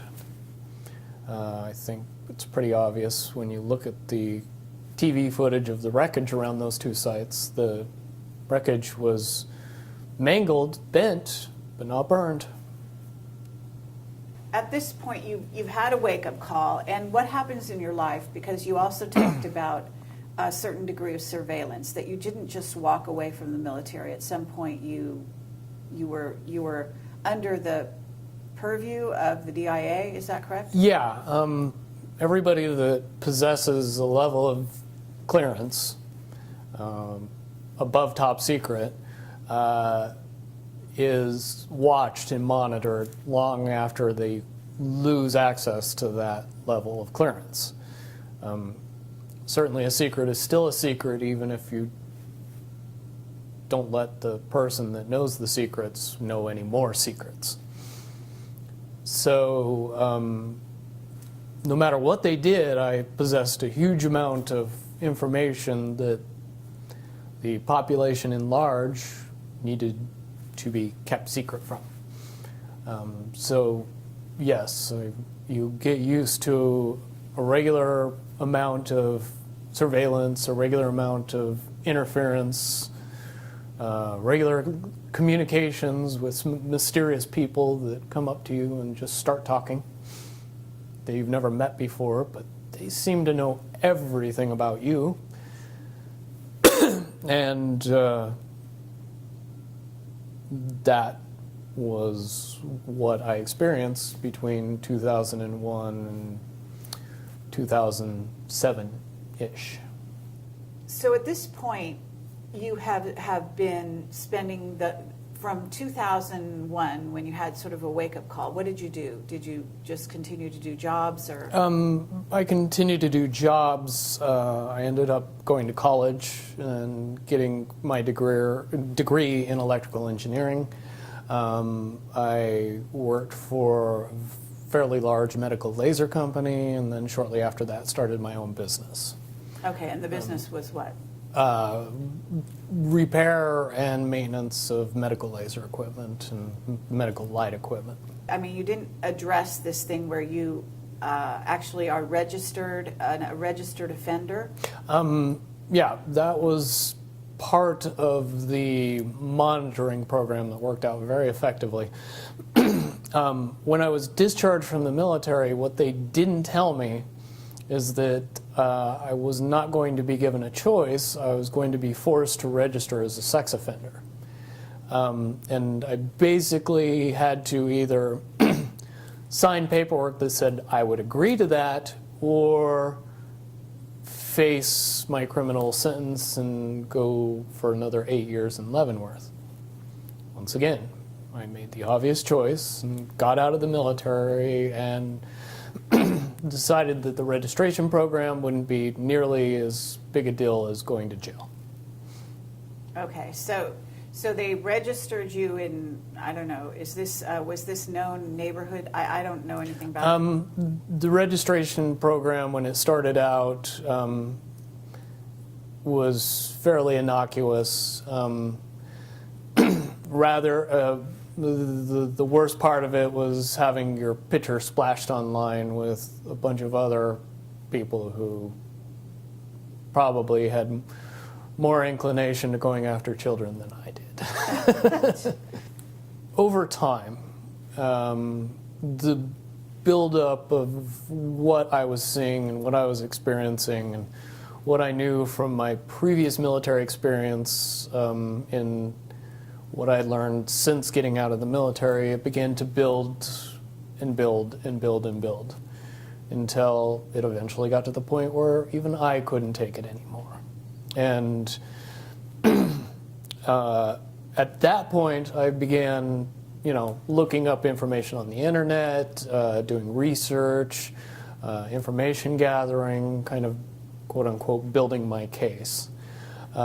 Shortly after I began doing that, I was contacted by a group of people that were also doing the exact same thing and were much more aware of who I was and what my experience in the military was on a top secret level.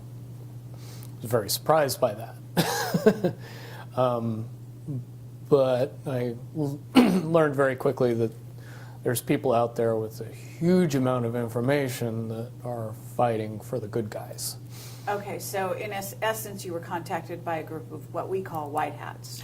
White hats, I call them oath keepers, but essentially they're the patriots that our government would classify as terrorists. Okay. But they are ex-military by and large, and some of them are still in the military. I would assume a large number are still in the military or the government in the FBI, Secret Service, CIA, any alphabet agency. There's got to be a percentage of people that are seeing the day-to-day and going, this is wrong, we got to do something. So they contacted you? Yes, and over the course of a few months, I was vetted, and if you don't know the meaning of the word, that is a cute term for saying how much you could be trusted and how much you would lie and what you didn't want to talk about. When you figure out that the people on the other side of the vetting process already know all that and they're just trying to figure you out and see if all that's true, if you respond exactly the way that you are portrayed in their minds, it's very encouraging. And, they knew my deepest, darkest secrets, and they knew even more than that. And when I came out with the information I did, I kind of graduated and got a trusted role in a very compartmentalized world. Okay. But at the same time, there was some kind of incident, wasn't there, with the DIA in which you started to refuse to be dealt with the way they wanted you to be dealt with? Right. Shortly after I decided that I was going to do what it took to see my part of justice being brought into the limelight and into popular knowledge of the world. I also told the DIA handlers that visited me shortly after that incident that they could not bother talking to me anymore because I wasn't going to be handled by the government. And I was going to be a problem, and I was going to be a loose end. And I was going to be somebody that they had to worry about. Okay, and then what happened to your livelihood in terms of your business? Over the course of 2 years, my business was destroyed. My clients were all mysteriously notified of my sex offender status. Many of my neighbors were visited by the police and had information brought to light to scare them. Fortunately, they didn't know that my next door neighbor was my best friend, and I helped him get the house, so that's how I know this all happened. But basically, it got to the point where I was being followed by the police, Las Vegas Metro Police Department, when I was living in Las Vegas at the time, being pulled over, ticketed, arrested, and more or less harassed, both me and my fiance, on an ongoing basis. It reached a climax in April of last year, when the final straw, where they set up a massive amount of traffic enforcement for no particular reason whatsoever that they can explain, and pulled me over that day on the way to a competition, a bodybuilding competition, that I was going to be going to with my fiance, and it was the only way that they would have any idea of where I would be and when I would be there. And so they used that to their advantage. I have had several incidents similar to that happen, but managed to slip through their little nets every time since then. And fairly confident that I will continue to do that until such time as I have the opportunity to make it so that can't be used against me as a weapon anymore. And this video should be a big part of that. So you're working with this group, and one of the reasons you came to me was actually because of this Defense Authorization Act. Yes. That sent shockwaves through the community that I'm involved in. Basically, that is the final straw of the complete erosion of constitutional rights. It literally has government giving itself permission to violate the rest of the Constitution. And that has a lot of people concerned. And a lot of people would like to see something done about that. And it's my opinion and their opinion that something could be done about that. Because, quite honestly, we are a false flag away from enacting all of that legislation that's just been created. Right. I would agree with you on that. One disaster away from lock up everybody who we say is a terrorist, and nobody will question who's a terrorist. Right. So you and this group are basically, in a sense, coming to Camelot to get a hearing for you specifically in relation to some of the things that have happened to you, right? But at the same time to bring notice to the public that this Defense Authorization Act is going to be a huge, well, it is a violation of every constitutional right out there, but that it pushes the envelope to such a degree that it must be dealt with. And you're suggesting certain strides be taken, right?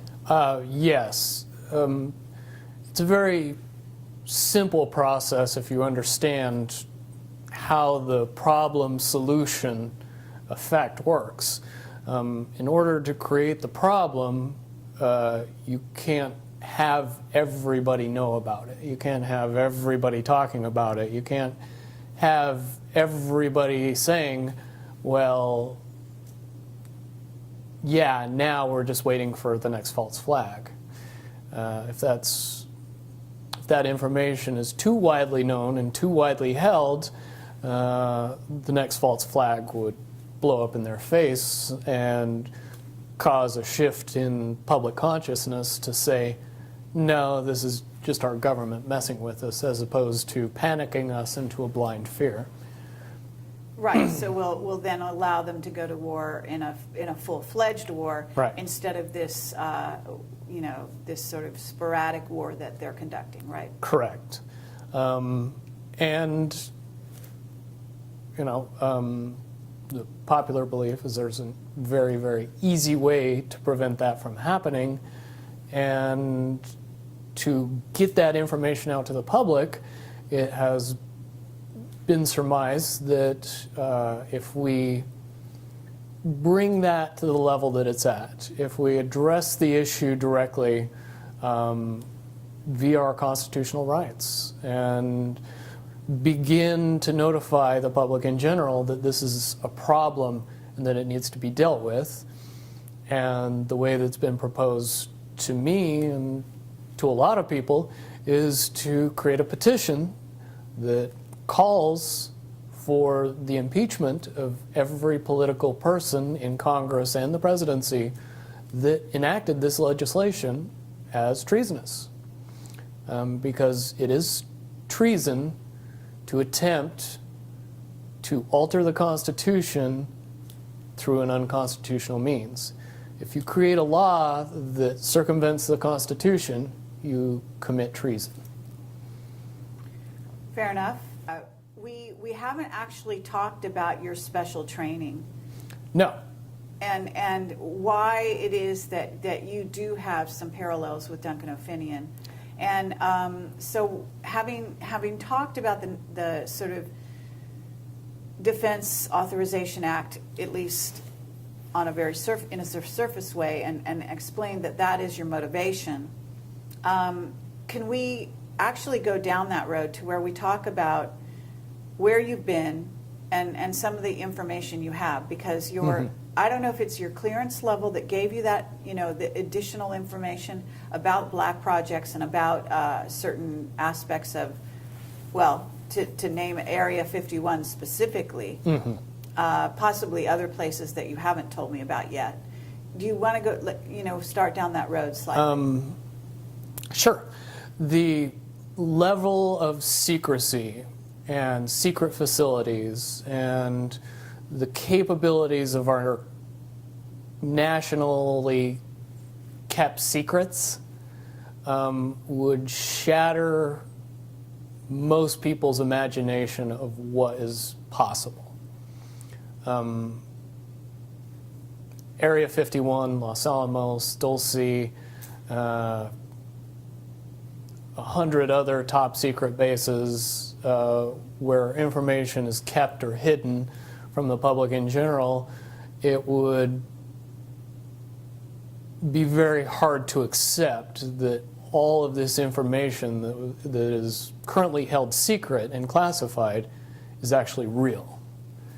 And you know this because why? Because I've experienced things in the military that I've then told people about, and by and large, people that have never held a top secret clearance would call me either, at the mildest, a liar, the greatest accusation, crazy. Certainly my experience at Area 51 and PSY training and what I learned there and the abilities that evolved from that training session that we all seem to pick up on rather easily were most easily described to the layman as Jedi skills. It's very easy, if you know what I know, to see the correlation between what happens in the movie in the Jedi training and what happens in Area 51 and psi training. Certainly, we in the Nines all possessed a certain level of intuition and ability that would seem advanced to anyone who watched us use it. Can you elaborate on what you may have come across? Because if you're using these abilities, you're in Area 51, at what level did you go down to, or whatever? Are you aware of off-world craft? And I mean, you know what's out there I'm not sure how much you know about Camelot, but I assume that you know the general amount of information on the internet. What can you substantiate having personal sort of knowledge of?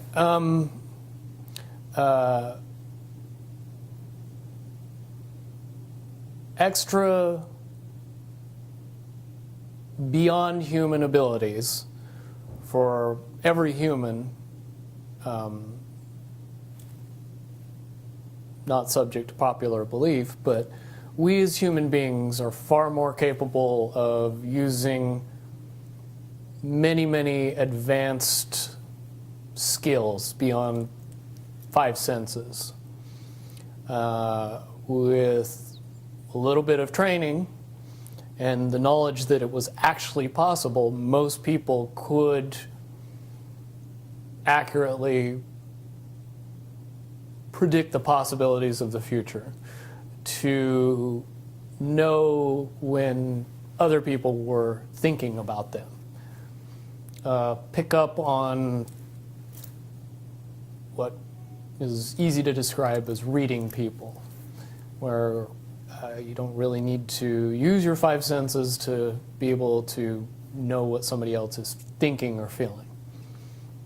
A lot of that has to do simply with the belief that and the understanding that it's possible. That opens up a lot of doors. Finian talks about having been enhanced physically. Do you feel that you were enhanced physically? No. When I hear Duncan's story, the things that he experienced are very similar to what I experienced, based on the fact that you were never told that the actual belief in what you were doing was giving you the ability. You were giving something, a caveat, a carrot, an enhancement. They could jam a small piece of metal in your arm, and that's enough to get you believing that you have these abilities, and they turn on. But one really doesn't have anything to do with the other, per se. I have had a device implanted in me, and I later was of the understanding that that device did not do what I was told it was doing. It was not to provide enhancement, it was to provide monitoring. Mm-hmm. And but you're basically saying that it's the mental abilities that you, it's like placebo in a sense. As long as you believe it, it's the placebo it then effect, gives yes. gives you that ability to do superhuman type things. Right. And that's very important because if you teach people these things, you want to be able to turn those things off if you want to. You want to take those abilities away from people if you don't want them to have them anymore.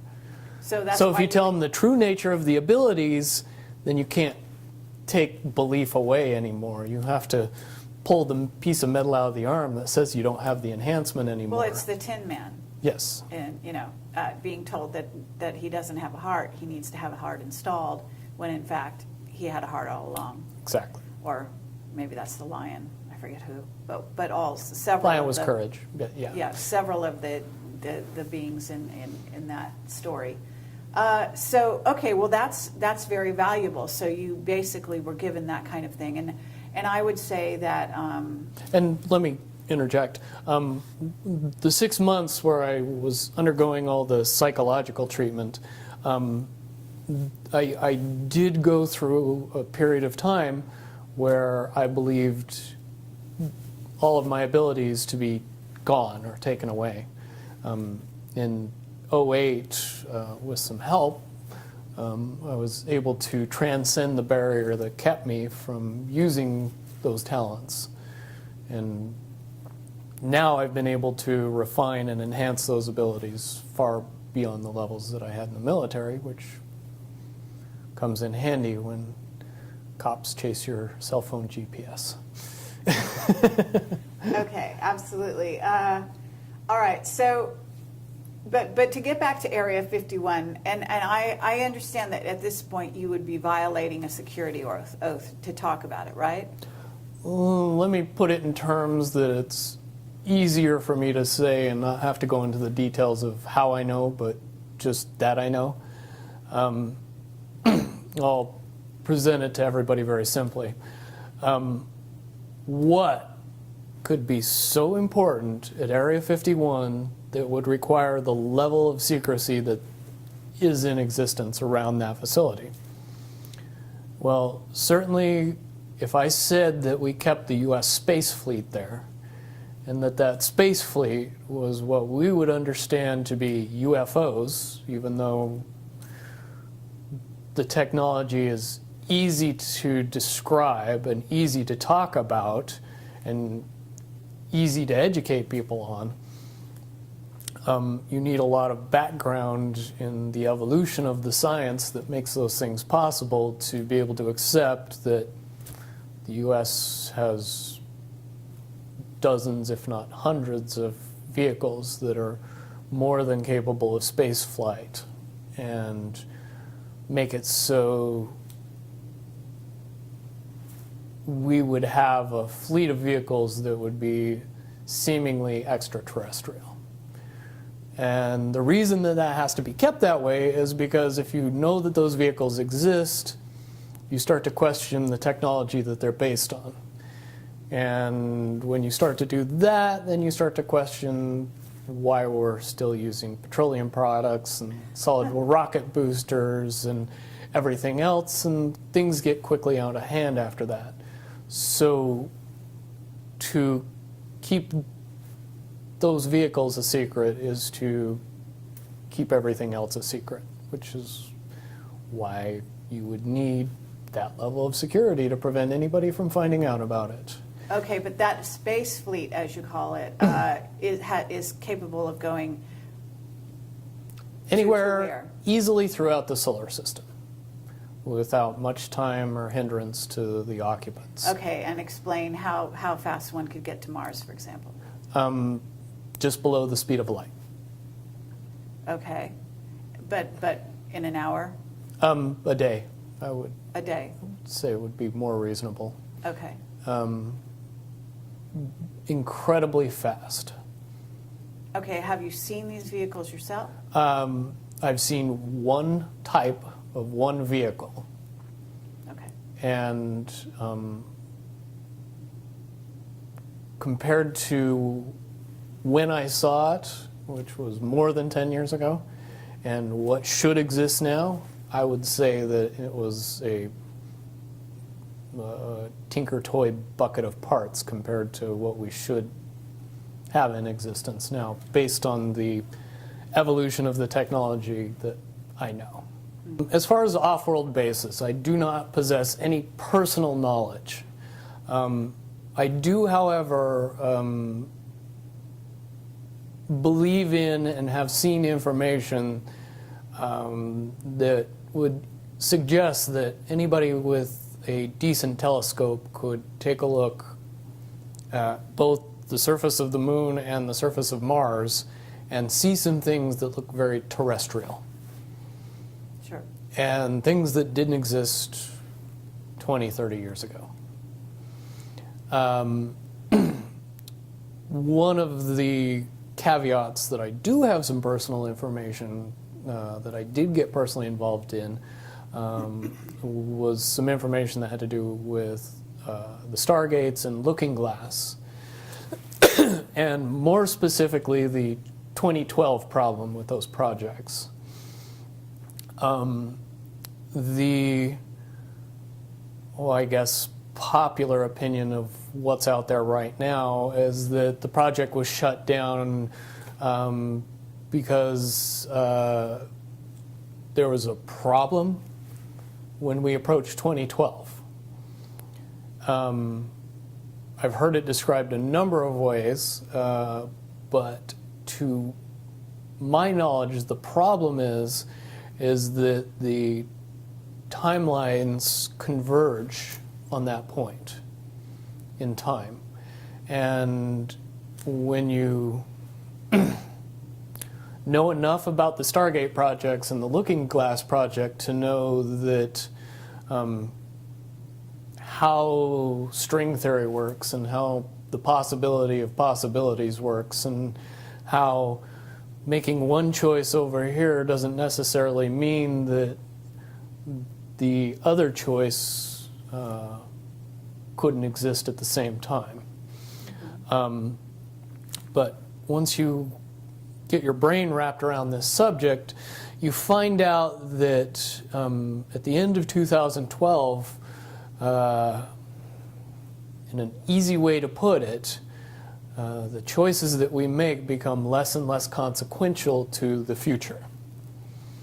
And eventually we're pushed into this bottleneck of time, no matter which choice we make. And that's important to the people that had access to Looking Glass because they would use Looking Glass knowing the choices that they would make and the future would pop up. The big mistake was coming up with the possibility of future. And when we started using a computer to say, well, if we make this choice, it's 79% possible that this scenario happens, and 23% are possible, or whatever, you know, I'm using round numbers, that this scenario would happen. The understanding at the time was that was realistic. However, if you go down the road further and free will continues to exercise itself on this game, that 79% possibility sometimes changes very, very fast. But if you look at the situation in a point of time, it seems very realistic that that's the greatest possibility. What happened was people, very smart people, began to figure out that something big was coming up.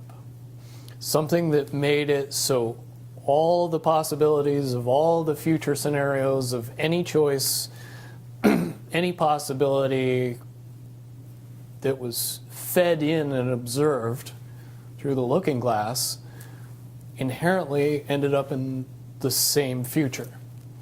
And no decision and no possibility changed past a certain point. That's the big secret. Okay, so is that certainly 2012 in your understanding? It well coincides with December 21st, 2012. So at that point, all possibilities lead to the same Timelines. Rubicon. All possible timelines lead to the same basic set of history in the future. And what is that history to you? Did you know that, or did you find that out? That is the big question. That is the big secret. That is what sends everybody that has all of the information, that knows everything, into a blind panic. The people that know everything about Looking Glass, that have gotten all the reports and all the information, the elites of the world, probably figured out that that was the end of the game, and nothing could be manipulated beyond that point. So do you think that's held true? In other words, well, I have about 60 questions, but do you think that's true or holding true, that nothing can be manipulated, that they haven't found a way to manipulate, that that's still the case? I mean, this is knowledge that you would have gained back when? Back when I was in the military, it would have been before '97 when I got in trouble. And it was things that one of my particular areas that I was amazingly intuitive about is problem solving / mission planning, or more specifically, taking a bad mission and fixing it, getting So- everybody through and out of it. Troubleshooting an optimum future. Exactly. Certainly knowing how string theory and possible futures works makes it so you can work your mind very quickly to see the reality of what's happening and decide what decisions need to be made to change it for a particular outcome. Okay, but at a certain point you said that even the powers that be, so to speak, realized that having even abilities such as yourself, you're talking about, which they, in theory, had even using a computer or a looking glass. Right, and they that- had to use a computer to do it. Right. So in essence, but at a certain point, it's still an end game. It's still, they cannot go beyond a certain point. At a certain point, after they're done hearing the computer tell them, this is what's going to happen over and over and over and over again, all they become focused on is, how do we fix it? Why? What is this that's going to happen? Do you know The that? inevitable contraction of the timelines. But what does that mean for this reality? Do you know that? I don't know that. What I do know is that I was called in and asked to solve this problem, this timeline contraction problem. And I eventually did my due diligence and did all the investigating, and basically only had one piece of information, and that was reinforcement. The computer's right. The timelines will contract down to some inevitable thing that you guys won't tell me about, so I can't help you. But it's, what you're basically, you came back with was, it is inevitable, whatever it is. There is an inevitable event. It's been forecast, it's been predicted, it's been fed to us in a slop trough of what they want us to believe will happen. But they don't actually However, know. they don't actually have control over what happens. They only have control over the reaction, and it seems that no matter what they try to do to cause their desired reaction, it's going to have an opposite effect. Interesting. Now, it's much, much easier for me to explain today what that process is as opposed to back then. But if I had to give it a name, I would say it's the awakening process. It's an evolution of consciousness that cannot, will not, and no matter what decisions or possibilities are injected into the equation, eventually it all resolves down to us all learning the truth and becoming aware of this massive dam of lies that has been built that keep us from knowing massive volume of information that we should otherwise possess. Okay. Well, that's very, very monumental to be told that from a person in your perspective, who's had your background and your exposure. Is it your understanding that the notion that Looking Glass has been, that there are various looking glasses around the globe supposedly, that according to Dan Burish were shut down. Is it your understanding they're actually not shut down? I believe that they're shut down because they are all saying the same thing, and So it's like they're maybe completely they're useless at this redundant, point. Is what you're saying. Right. It's like the Wicked Witch, looking into the magic mirror and always getting the same answer. Well, if you were always getting the exact opposite of the answer that you wanted, you'd stop talking to the mirror. And that's essentially what happened with Looking Glass. Is no longer, not only did they not want people to use it anymore because they knew it was just going to burp out the same thing, but at the same time they didn't want anybody else to know what it was saying, I'm sure. Because that they would lose control. Because that information was of a monumental concern when I was in the military about how to prevent this inevitability. Now, at first I thought it was end of the world. Now I see end of the world as end of their world. Well said. Okay, but are you aware, do you know the difference between Looking Glass and the Yellow Cube? Yes. Okay, and are you aware of what happened to the Yellow Cube and how it was used and so on? I believe that the Yellow Cube still exists. I can't say for certain if it's on this planet, but I would say that it's definitely protected from use at this point. Okay, well that coincides with the testimony we got. Can you also verify that leaders of...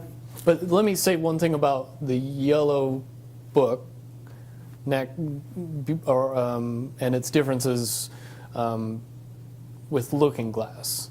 The Yellow Cube or the Yellow Book would give you your possible future. Yes. So it took basically the choices that you would inherently make along a timeline and tell you what that timeline would be, given that you made all the choices that your brain would make. Well, this is exactly what I was just going to ask you. What we were told is that leaders of governments and so on, people in high places, politically, would use this to try to see their most optimum future and then follow those.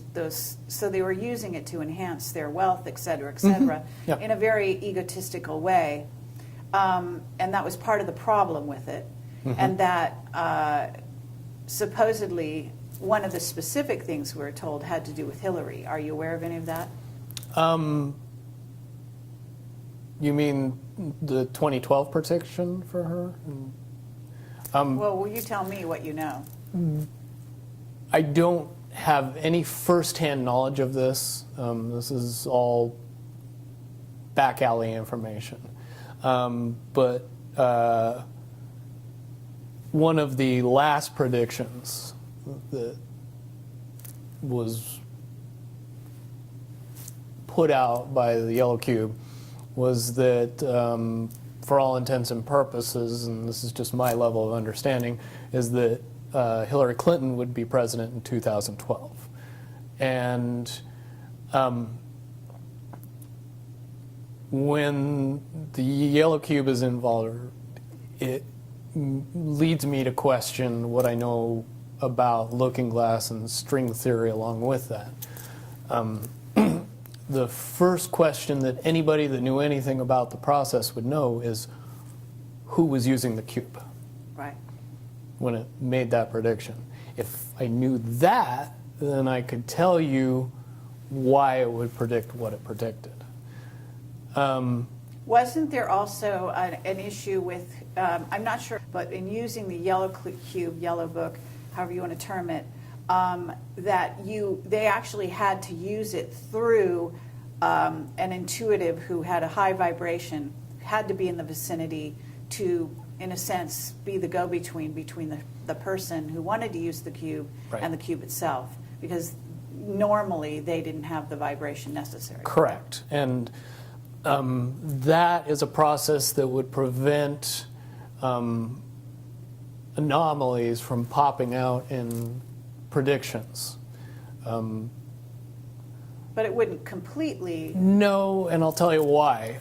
If it was used properly by somebody that knew how to use it and could eliminate their thought process from the machine's effective use, it would be very easy to get an exact, what future holds. Right. However, anybody that has that ability would inherently know that that information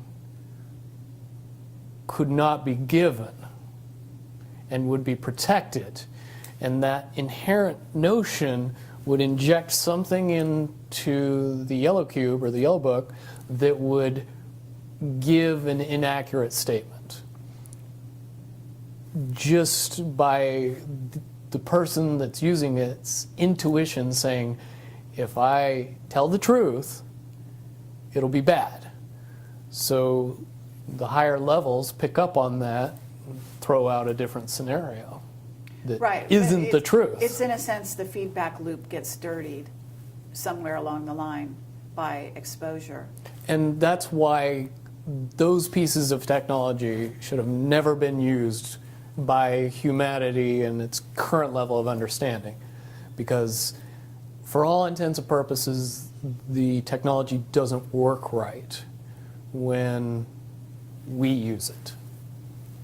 Right, I totally get that. Okay, so to get back to Looking Glass and the possible futures that they do converge, and the notion of, is there anything else that you can tell us, that you would want to tell us about that and the rest of the laundry list of sort of information that you had direct exposure to, either for yourself or through someone that you had vetted? The biggest cherry on top of all this conversation would be a synopsis to say that if I could convince everybody out there that for all intents and purposes, what we believe to be true eventually becomes true. If somebody convinces us that a major disaster is going to happen in the very near future, a major disaster happens in the very near future. If we don't buy into that fear and accept that there is really nothing that we know is going to happen, and accept of whatever happens, that makes the convergence of the timelines happen as naturally as possible. Any attempts to try to go away from this one inevitable conclusion, I again see as a new beginning, an end of this reality, the beginning of something that we can't even possibly understand based on the level of our beliefs currently. But when all that information comes flooding out, there's going to be no denying what's true and what's a lie or what's illusion. We won't have the choice to believe that 9/11 happened because of a bunch of terrorists, because we'll know exactly what's happened. Basically what we're experiencing right now is two master chess players sitting at the board. And one of them looks down at the board and sees that he's in checkmate in 7 moves. And he looks across at his opponent and he knows that his opponent sees it too. So there's no getting out of it. So at this point, the loser can only prolong the game. The game, both players know the game is over. It's only a matter of time before he does this, and then you're forced to do this, and then he's forced to do this, and eventually checkmate. We, as a race, if we could understand that the game is over, that based on the rules of the game, the bad guys have already lost, the good guys have already won. Yes, there's moves left on the table, but those moves are being forced by the player that is going to win. The only way that checkmate can't happen is if the player that's winning makes a mistake. But from all of the information that I've gathered, all of the information that's been given, all of the information that's been vetted to me, it seems pretty obvious that the good guy player on the side of the chessboard knows exactly what has to be done to win the game. And so at this point, any mistake would be all but impossible. But again, you really have to understand the game to know that the guy that's losing is lost. And I'm sure most people sitting watching a chess match between two advanced chess players know the game's over long after the two players know it's over, because they can't see the board and see that there's only 7 moves left. Okay, but when we come to this convergence, and again, you've seen, or the looking glass has seen up to that point. Now, let me say why I believe that it comes down to one inevitability, is because I was entrusted in getting it down to 2 possibilities. And I've heard both of those possibilities talked about in massive proportions, the good and the bad. Okay, do you want to talk, so can you, in one sentence, say what the good was and the bad was, or are you able to do that? To most easily put it to people, I suppose. one scenario is what most people would understand to be ascension, or an evolution of consciousness that brings us out of the cocoon and turns us into a butterfly. Timeline 2 is some kind of major global catastrophe that drives most of us underground and leaves a few of us on top to fend for ourselves. Very well put. Okay, so I would imagine, and you can... But I would also like to point it out that they call Timeline 2 Timeline 2. It seemed very odd to me that even back then it was identified as not 1. And that Okay. one is the didn't ascension get one. talked about. Okay, but 1 is the one that involves what in essence would be ascension, or moving into, from the cocoon to the butterfly. Okay, but I believe, based on what you're telling me, that they would have used a lot of people like you that had a proclivity for being able to see the future, to be what is a sort of an advanced psychic remote viewer, whatever you want to call that, and looking glass, to posit these potential futures, to go up to that point and to view it, and that you're just one of many. Wouldn't you agree? I would agree. And back in 1991, when I began my little adventure in the military, I would say that it was pretty obvious that there wasn't very many of us. However, you go 20 years into the future and you find out that it's coming to the point where there's a lot of people that have that ability, that are inherently realizing that ability, and are able, through some unknown extraordinary means, to develop that ability inside themselves without any outside help or assistance. And it's quite obvious that as far as advanced intellectual abilities, as far as simple intelligence levels, and cognitive skills of the human race has increased exponentially in the past 20 years. And people that were 10 years old in 1991 are now 30 years old and fully awake and conscious of this burning inside that says, I am a lot more than what I see in the mirror. Absolutely. Okay. I do have a question in regard to what the military-industrial complex has been working on. Because with the knowledge that you say they have, assuming that they have this level of knowledge that you're talking about, right? In other words, of the timelines converging and the fact that there was going to be something.